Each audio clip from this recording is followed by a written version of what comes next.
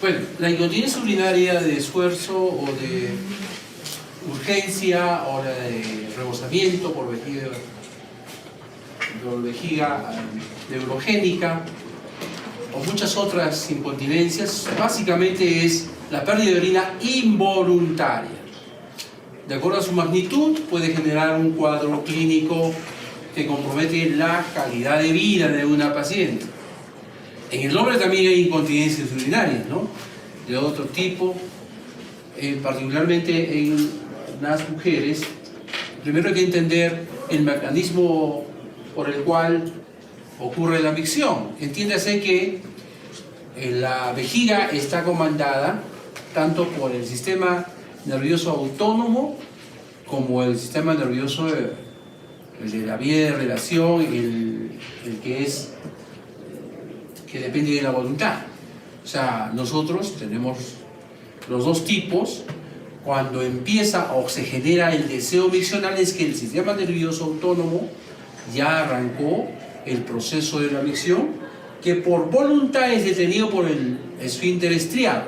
El esfínter autónomo ya arrancó el proceso, que no lo podemos nosotros controlar, pero sí el estriado, de tal manera que podemos contener.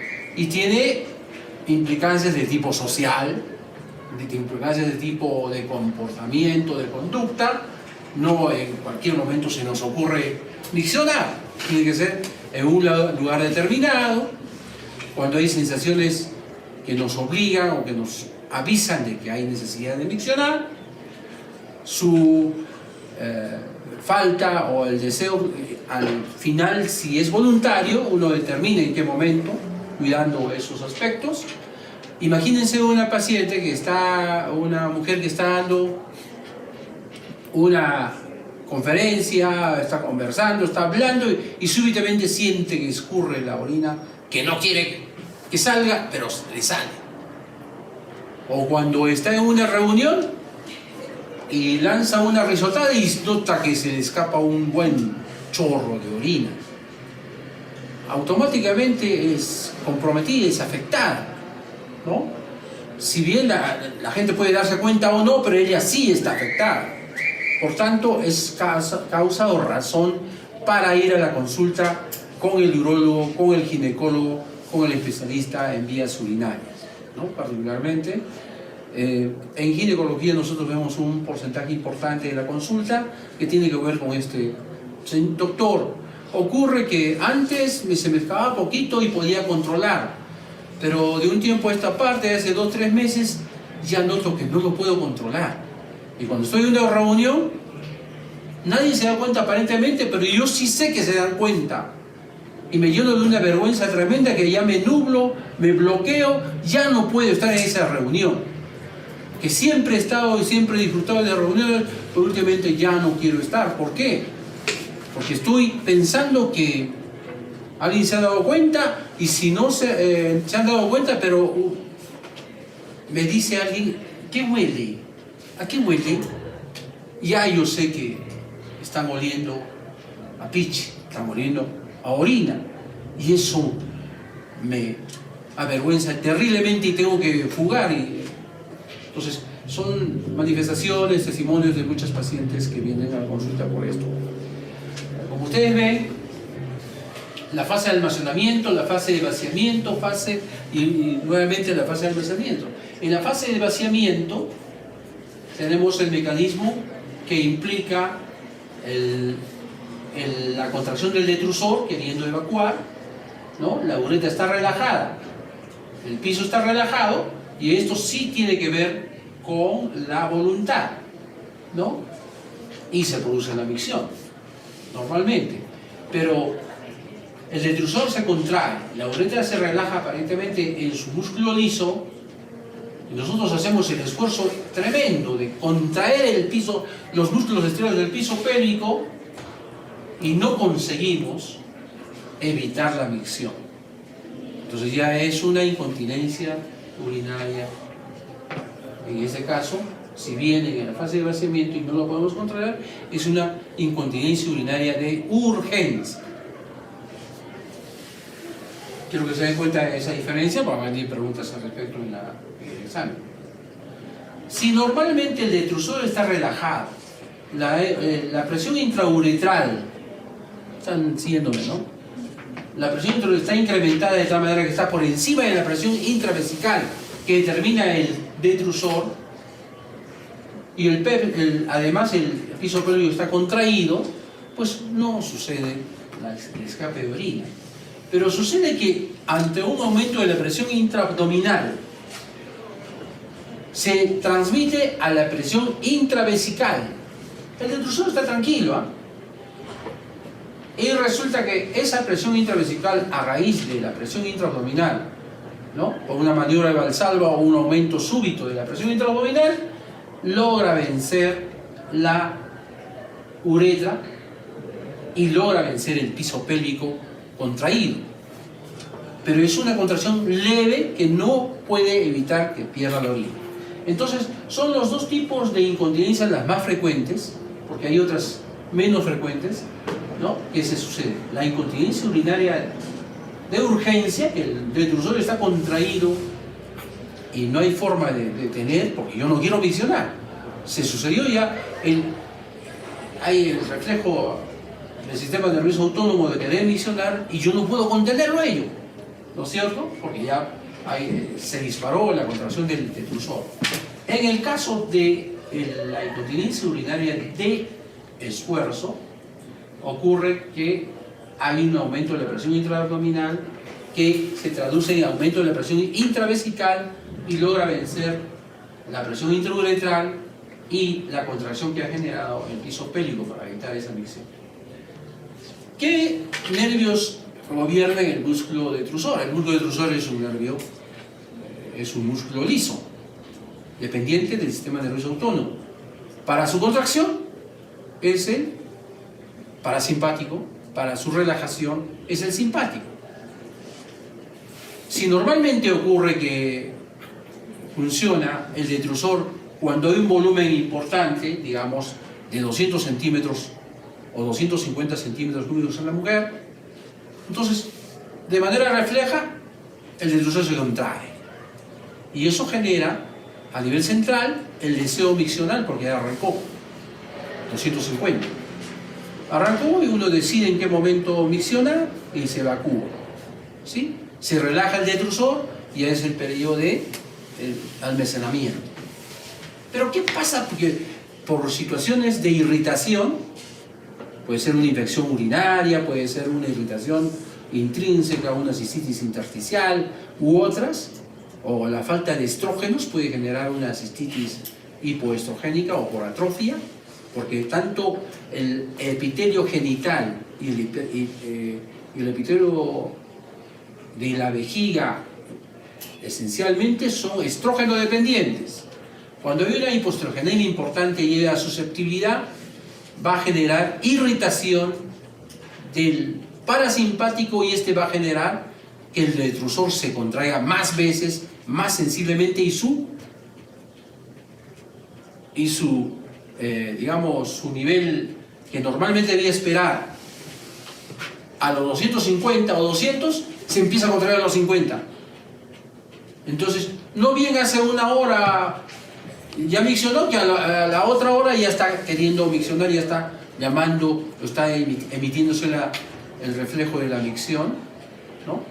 Y una infección urinaria, eso es la pollakiuria, es lo que genera la pollakiuria, y tenemos que estar entendiendo que ese es el motivo, que está irritando, la infección está irritando el músculo detrusor y se está dilatando el músculo y rápidamente induce a su contractilidad. Entonces tenemos los dos tipos de incontinencia, la de urgencia y la de esfuerzo.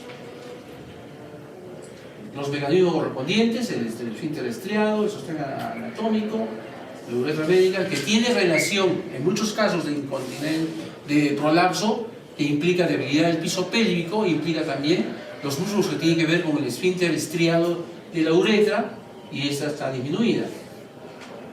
Obviamente necesita que haya inervación intacta de todos estos elementos. como se ve en la foto, es muchas veces que pacientes mencionan en situaciones bastante engorrosas, embarazosas, en las cuales sienten la pérdida de orina. En líneas generales, la incontinencia puede ser extrauretral o intrauretral. La que estamos hablando esencialmente es intrauretral. Extrauretral ya pues son alteraciones que pueden venir de la misma de nacimiento o adquiridas, ¿no? Como fístulas. Una cirugía de vagina, o un cistocele, o una histerectomía, que es una operación cercana a la vejiga, puede haber algún punto, alguna pequeña fisura que no se ha podido dar cuenta el cirujano, se queda con una pequeña vía y entonces se nota que pierde orina sin que la paciente quiera. Es un tipo de incontinencia que no es obviamente de las frecuentes. Los síntomas y signos: incontinencia de esfuerzo, de urgencia, mixta, endurencia nocturna, incontinencia continua.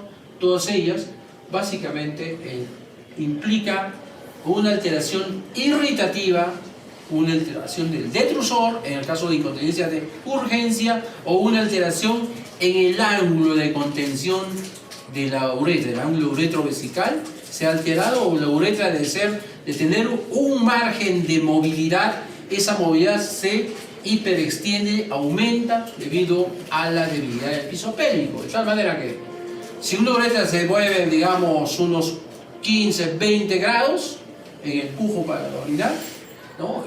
Que sirve para contener igualmente, se mueve 30, 40, 50 grados y ya pierde, ese ángulo se pierde y hay la incontinencia.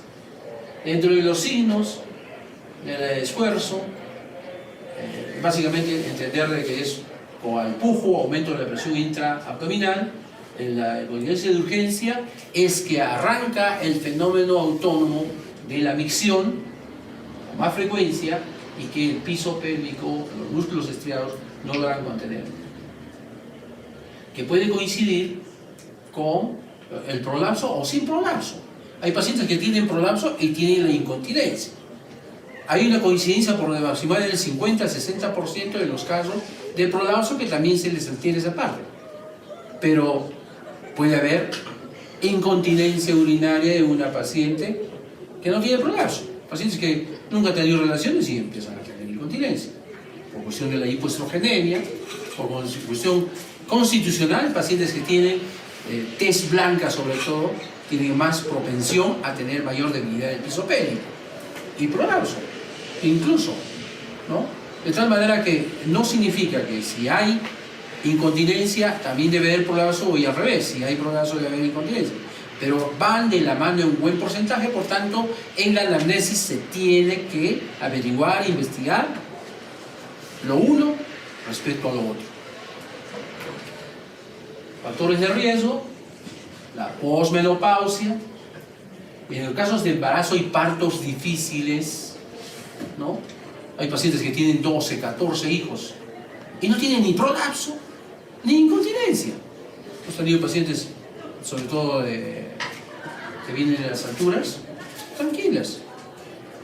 Se hace una análisis más importante, son bebés pequeños, los 500, los 600, cuando normales entre 3, 500, ¿no? Y otra señora que solo tiene un bebé y tiene todo caído, el prolapso, hay prolapso, hay incontinencia y todo. Tuvo un solo parto, pero ese parto fue recontra difícil, fue un cabezón que pesó 4,5 kilos, y no había quien le ayudó, no había quien le haga la cesárea, estuvo pujando, tuvieron que subirse encima de ella, pujar, entonces pues en la cabeza ha elongado, ha estirado, ha lesionado, ha habido micro lesiones tanto de nervios como de tejido que le ha generado debilidad. Entiéndase que las micro lesiones o micro lesiones que se da a nivel de la inervación disminuye el trofismo de los tejidos, dentro de los cuales el músculo estriado, los ligamentos, todos tienen un trofismo, una resistencia, que si disminuye su inervación, disminuye ese trofismo, esa resistencia y fácilmente se cae. La obesidad igualmente, ¿no? Estreñimiento, todo ello que son permanente y crónica incidencia, noxa, presión sobre el piso pélvico, va finalmente debilitando el piso pélvico. La etiología, rápidamente, la denervación. Esto, la electromiografía ha confirmado que hay una denervación relativa de algunos músculos importantes del piso pélvico. El envejecimiento, la palidad,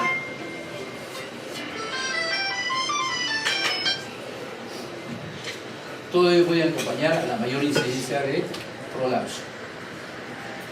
La incontinencia, rápidamente, después del parto hay que hacer un control para ver si hay esa posibilidad, menos en las cesáreas.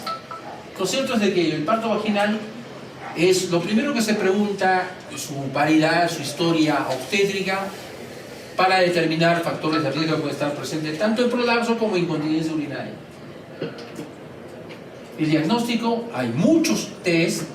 Lo que nos sirve en la práctica es del test de Bonney, Marshall-Bonney, que es un test relativamente sencillo. El paciente que viene con eso, señora, no orine, tiene algo de vejiga o tome un poco más de líquido, pero no vaya a orinar, y viene, se le examina, se le pone en posición ginecológica o con la parada con las piernas abiertas, y se pone 2 deditos como hamaca a cada lado de la uretra, los 2 dedos, ¿no es cierto?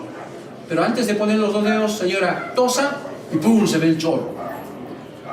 No orine, señora, por favor. Aguante todo lo que pueda, tosa, pero sin querer orinar, tratando de aguantar lo que pueda. Tose y ¡pum!, sale el chorro. Incontinencia. Entonces uno le pone los 2 dedos como hamaca a ambos lados de la uretra. Tosa, señora, lo pone de manera leve. Si todavía se escapa algo menos, uno eleva un poco más, ya no se escapa. Tosa, fuerte, y ya no se escapa. Justamente este principio es la forma como se lo hace, es el test de Bonney. Se saca nuevamente, tosa, otra vuelta empieza a salir. La señora no tiene deseo miccional, pero tiene la vejiga más o menos llena para hacer esta prueba. Diferente es cuando la señora cuando toma líquidos y cuando tenga ganas de orinar, viene para evaluar.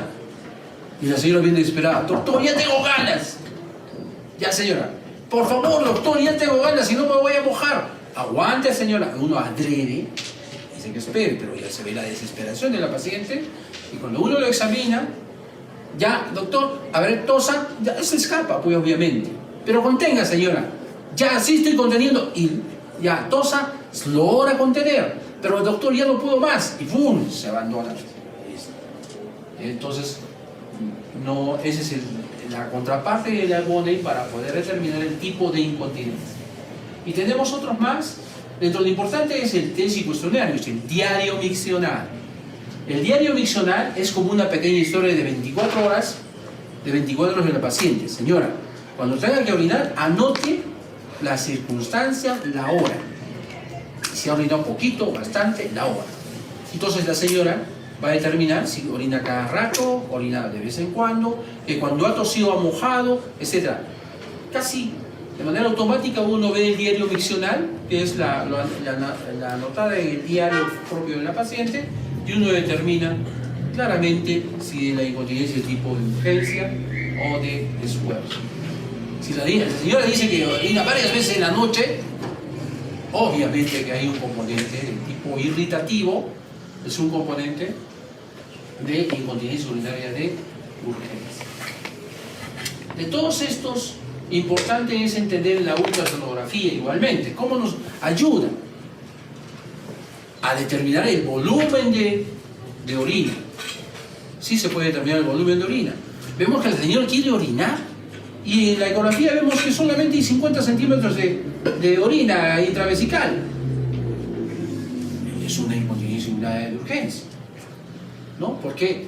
Porque el nivel donde ya se dispara el fenómeno, el mecanismo, el reflejo de la micción, es a un volumen muy pequeño, por debajo de los 200 o 150, que es el límite inferior de lo normal. 30, 50, hay pacientes que están con ello.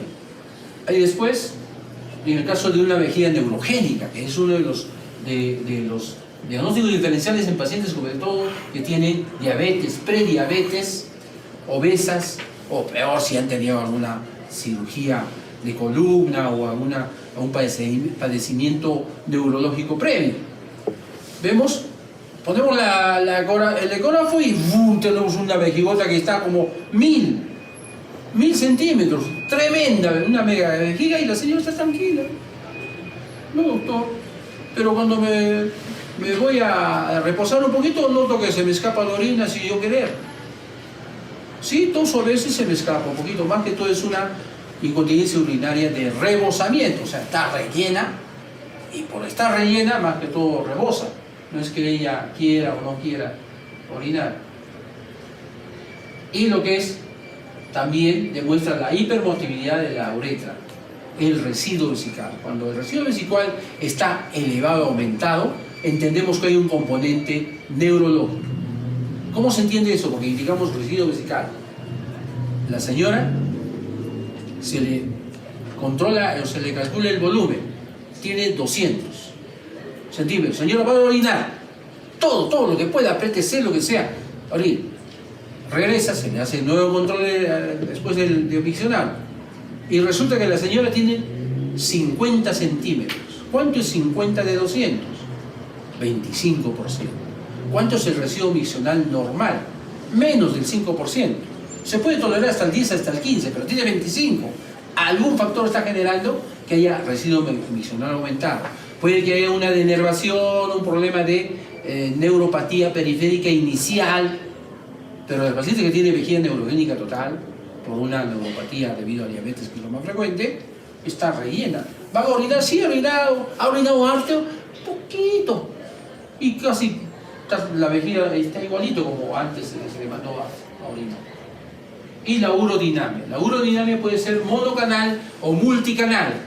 Sencillo, es un catéter que se pone en el ano para medir la presión intraabdominal.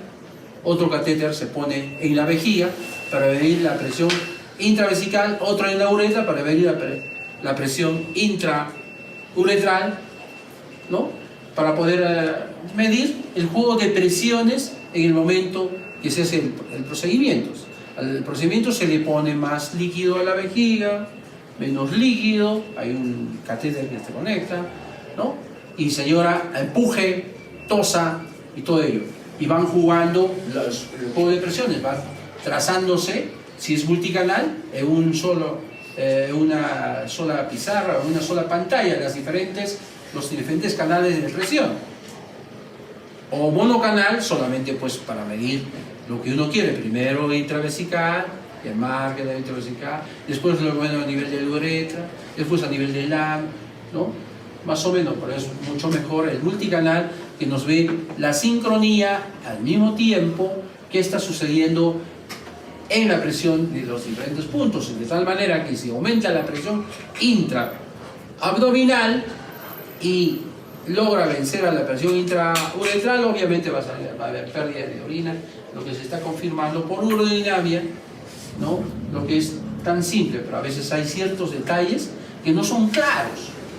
¿Es de urgencia o es de incontinencia urinaria de esfuerzo? ¿O es de otro tipo? Entonces la urodinamia nos logra aclarar la dificultad para poder interpretar el caso. Entonces, el manejo en general, médico, quirúrgico, ¿no? Tanto de urgencia como el de incontinencia de esfuerzo. ¿Cuál es eminentemente quirúrgico? El de esfuerzo.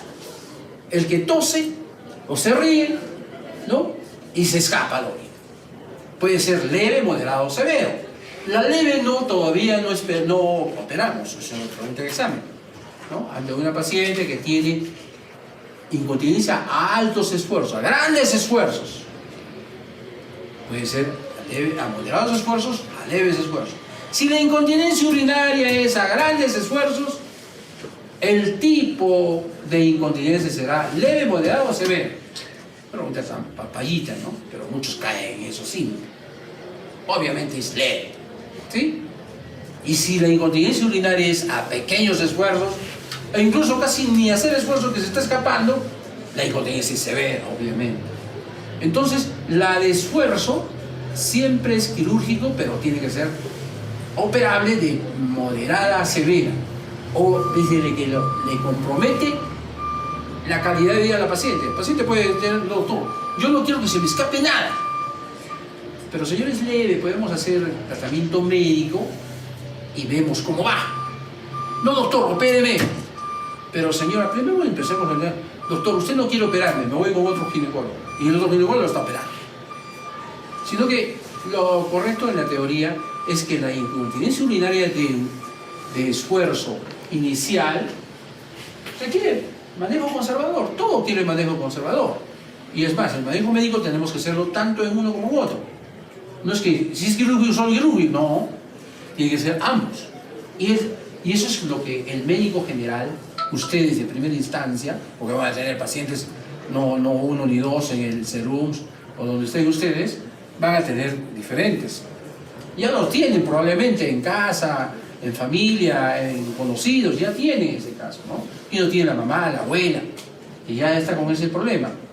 Entonces, los ejercicios de Kegel, ¿qué es? Son simplemente los ejercicios de fortalecimiento del músculo estriado pélvico. Ajustar, la idea es ajustar, soltar, como hacer barras, ¿sí? Yo hago barras para que me fortalezca mi bíceps y mi tríceps. Igualito es en la musculatura pélvica. Ajustar, soltar. Pero ajustar de verdad, pues, obligarle a la paciente que ajuste por lo menos 10 segundos. Fuerte, intenso, y soltar. Y así, por lo menos 10 veces por 5 días a la semana, por lo menos. Que tengan la costumbre, el hábito de estar ajustando, ¿no? En toda mujer que haya tenido su parto, como medidas de recuperación, eso debe hacerse, ¿no? La mayoría de pacientes con parto vaginal tienen su incontinencia de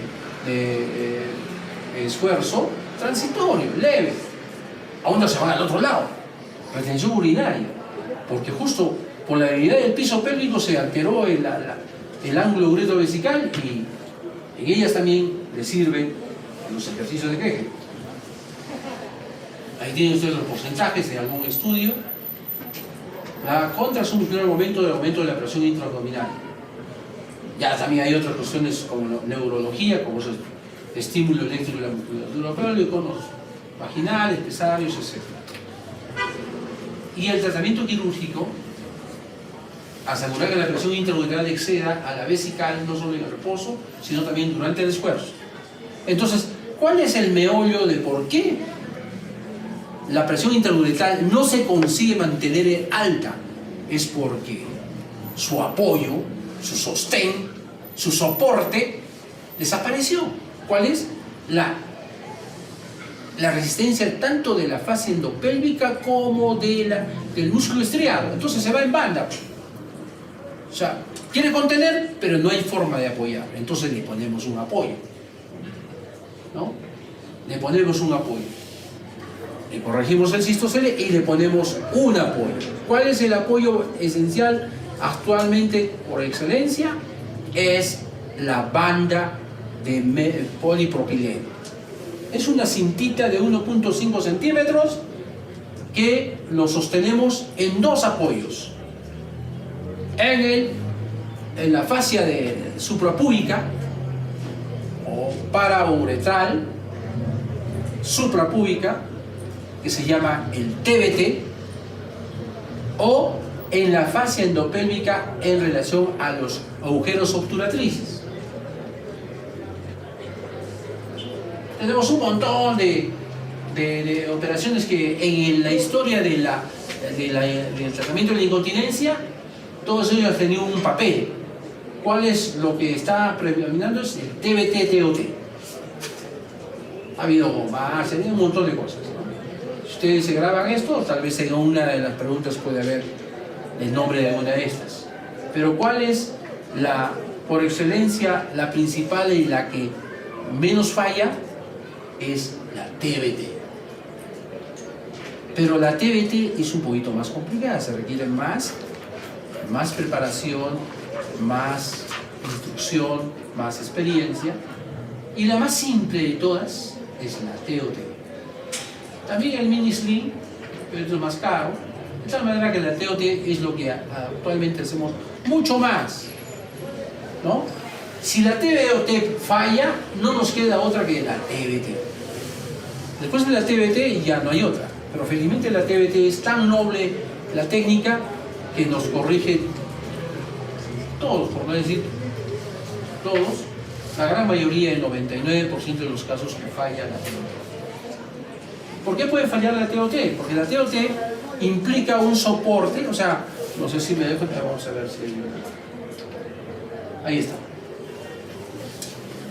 Esta es una malla de polipropileno, o sea, es un tejido biotolerable, ¿no? Es como una prótesis. Nosotros tenemos el clítoris acá y tenemos el ángulo uretro, perdón, el agujero obturatriz, que tiene un ángulo superinterno.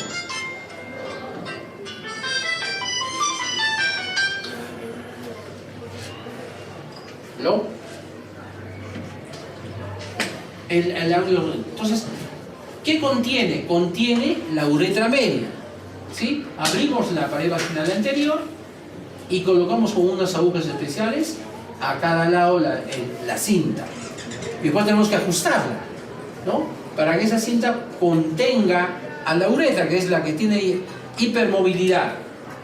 Entonces, no la ajustamos totalmente, no la fijamos porque vamos a tener retención urinaria. La dejamos con un margen para que se puje, se quiera miccionar y haya ese margen para que salga la orina. Pero hasta ahí no va, porque si hay un aumento mayor de la presión intravesical o intraabdominal, tenga la malla, la cinta, la tenga como soporte y ya no se vaya en balde la uretra. Ese es el objetivo. Pero entiéndase que de aquí a acá lo más importante es la línea recta. Lo máximo que puede ajustar esta malla para servir de soporte es la línea recta. ¿Se entiende? En este caso, obviamente, hay bastante espacio para que se ajuste o desajuste.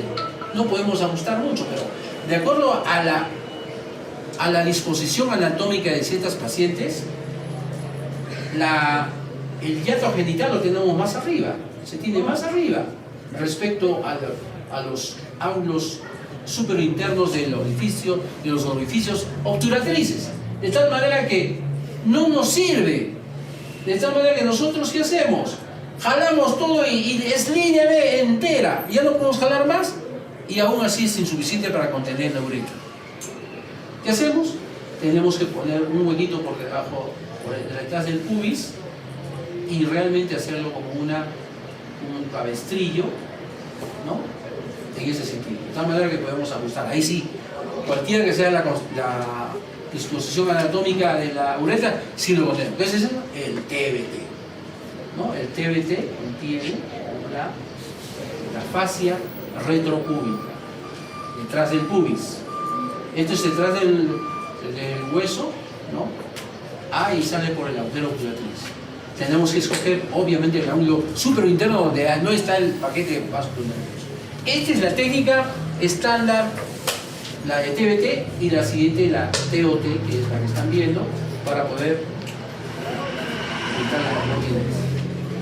Ven ustedes, por debajo, con un cabestrillo, dejando un poco de espacio para que pueda haber micción. Si uno lo pone en contacto con ello, no hay movilidad en la uretra y no se va a poder orinar. Y en el caso de la incontinencia urinaria de urgencia, no es tributaria de, es una pregunta de examen. ¿Cuál incontinencia? ¿Cuál de las alternativas da posibilidad de la opción quirúrgica? Se pone incontinencia urinaria de esfuerzo, incontinencia urinaria de urgencia, incontinencia urinaria por rozamiento, incontinencia urinaria mixto con predominio de esfuerzo, incontinencia urinaria con predominio de urgencia. Ustedes tienen que marcar cuál es la más importante, ¿no? Si le dan la opción de que solamente está la de esfuerzo, esa. Pero a veces se puede preguntar cuál enumere o marque las opciones que tienen opción quirúrgica. Entonces cambio. Entonces basta que haya dos y se pueden cambiar dos. Entonces yo marco la de esfuerzo más la mixta con predominio de esfuerzo. ¿Se entiende? Porque la de urgencia se trata con descarte de infección, determinar el efecto irritativo del músculo detrusor que se está contrayendo muy fácilmente, ¿no? Y estoy tratando la infección, y si no es la infección, por lo menos sintomáticamente, hasta que encuentre el exacto motivo de la urgencia, de la irritabilidad del músculo detrusor o de la hiperactividad del músculo detrusor, con la ayuda del urólogo, porque incluso puede hacer una endoscopía o una cistoscopía, yo le doy un parasimpático tónico o un parasimpático lítico, un parasimpático mimético o un parasimpático o antagonista parasimpático. Es otra pregunta de examen. Hay que saber entender cuál es el que hace que se contraiga el detrusor y el que relaja el detrusor. El que hace contraer el detrusor, que no queremos en la urgencia, es el parasimpático. Nosotros no queremos eso, por lo tanto le doy un parasimpático lítico. Y hay una serie de medicamentos: la oxibutidina, la tolterodina, la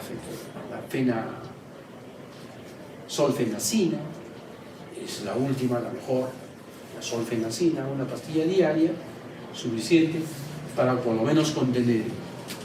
Entonces, les agradezco su atención, muchísimas gracias. Si hay alguna pregunta, con el mayor gusto. Muchas gracias.